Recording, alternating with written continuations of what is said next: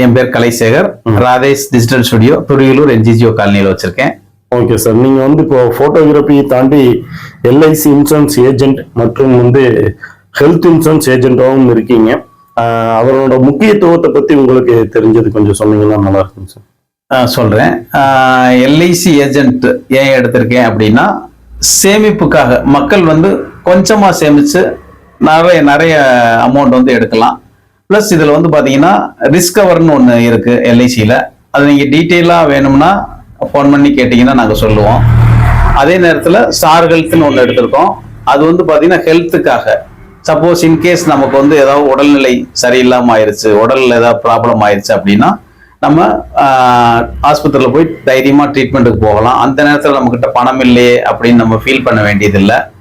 நம்ம இந்த மாதிரி இன்சூரன்ஸ் எடுத்திருக்கோம் அப்படின்னு சொல்லிட்டாலே அவங்க கிட்ட கம்பெனில நம்ம கிளைம் பண்ணிக்கலாம். அதுக்காக நான் ஸ்டார் ஹெல்த் இன்சூரன்ஸ் எடுத்து பண்ணிட்டு இருக்கேன். ஏஜென்ட்டா எடுத்து பண்ணிட்டு இருக்கேன். அதான் சார், இப்போ பாத்தீங்கன்னா அதுக்கு அரசு மருத்துவமனை இருக்குல்ல சார், அதை தாண்டி நம்ம ஏன் பிரைவேட்டா இப்போ ஹெல்த் இன்சூரன்ஸ் எடுக்கணும்? அதனோட காரணத்தை கொஞ்சம் சொல்ல முடியுமா?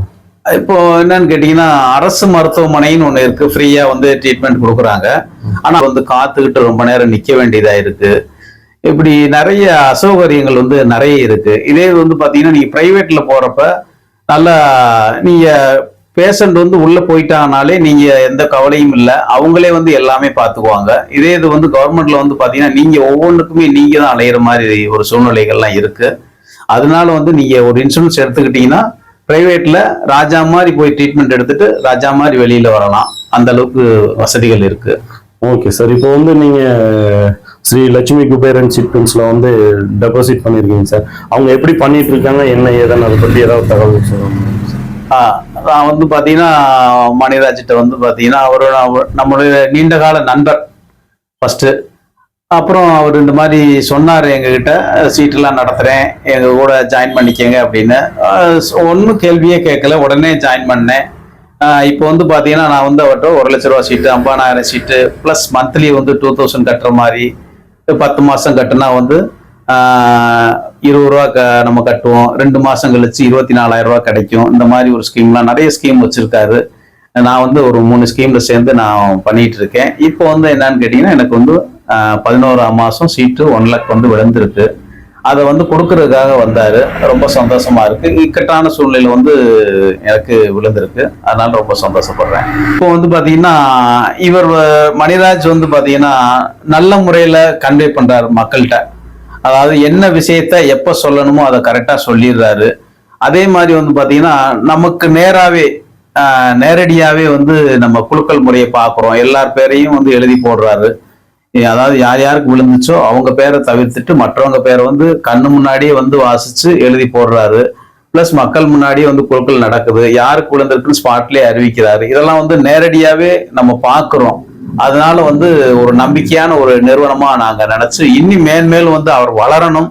பிளஸ் அடுத்து நாங்களும் அவர்கிட்ட நிறைய சீட்டு சேரணும் அப்படிங்கிறதுல ரொம்ப உறுதியா இருக்கும், சந்தோஷமா இருக்கும். இப்போ நான் பாத்தீங்கன்னா இதுக்கு முன்னாடி ஏலச்சீட்டுன்னு ஒண்ணு சேர்ந்திருந்தேங்க. அது ஏலச்சீட்டு பாத்தீங்கன்னா எப்படின்னு கேட்டீங்கன்னா, அவசரத்துக்கு நான் ஒரு 10வது மாசம் எடுத்தேன் 1 லட்ச ரூபா சீட்டு. ஆனா ரொம்ப தள்ளி போச்சு. அதாவது எனக்கு ஒரு 65-70 அப்படிதான் எடுக்கிற மாதிரி ஒரு சூழ்நிலை வந்துச்சு. ஆனா அது எனக்கு 10வது தான். ஆனா கேட்கறவங்க பாத்தீங்கன்னா அவங்க சேர்ந்து கேட்டுக்கிட்டே வரும்போது நம்ம அமௌண்ட் ரொம்ப கம்மியா போயிருது. அப்ப வேற வழி இல்லாம சரி இதாவது கிடைக்குதே அப்படின்னு சொல்லிட்டு நம்ம அந்த அமௌண்ட்டை எடுத்து நம்ம யூஸ் பண்றோம். ஆனா ஒரு திருப்தி இல்லாத ஒரு சூழ்நிலையில தான் அந்த ஏலச்சீட்டுல சேர்ந்தேன். இப்போ நான் ஏலச்சீட்டுல ஸ்டாப் பண்ணிட்டு இந்த மாதிரி குலுக்கல் முறையில சேர்ந்து யூஸ் பண்ணிட்டு இருக்கேன். எப்போ விழுந்தாலும் பரவாயில்லை, மாசம் கூட கூட கூட நமக்கு அமௌண்ட் கூடிக்கிட்டே வருது இல்லையா, அதுல ஒரு சந்தோஷம் அப்படின்னு நம்ம நினைச்சுக்கிட்டு பாசிட்டிவ் தாட்ல நம்ம நினைச்சுக்கிட்டு நம்ம சேர்ந்து கட்டிட்டு இருக்கோம். ஒரு சேவிங்ஸ் மாதிரி இருக்கே, பிளஸ் எக்ஸ்ட்ராவும் நமக்கு கிடைக்குது அப்படின்னு சொல்லிட்டு கட்டிட்டு இருக்கோம். மக்களுக்கு பாத்தீங்கன்னா பண தேவைகள் நிறைய இருந்துகிட்டே தான் இருக்கு. அவங்க அவசரத்துக்கு நீங்க வெளியில எல்லாம் போய் 4 பேர்த்திட்ட கேட்டீங்கன்னா வட்டி பாத்தீங்கன்னா இன்ட்ரெஸ்ட் ரொம்ப அதிகமா போட்டுதான் பண்ணிட்டு இருக்காங்க. இப்போ இவரை நீங்க கான்ட்ராக்ட்ல வச்சுக்கிட்டீங்க அப்படின்னா, மணிராஜ் கான்ட்ராக்ட் வச்சுக்கிட்டீங்க அப்படின்னா, அவர் பாத்தீங்கன்னா சிறப்பான முறையில குறைஞ்ச வட்டிக்கு உங்களுக்கு அமௌண்ட் 20 to 30 வரைக்குமே பிளஸ் நீங்க நல்லா கண்டினியூவா கட்ட ஆரம்பிச்சீங்கன்னா 1 lakh வரைக்குமே 1.5 லட்சம் 2 லட்சம் கூட கட்டு தர்றாரு அப்படிங்கிறத எனக்கு தகவல் சொல்லியிருக்காரு. அதனால வந்து நீங்க அவர்கிட்ட தைரியமா வந்து பணம் வாங்கி கரெக்டா கட்டுனீங்கன்னா உங்களுக்கு யூஸ்ஃபுல்லா இருக்கும்.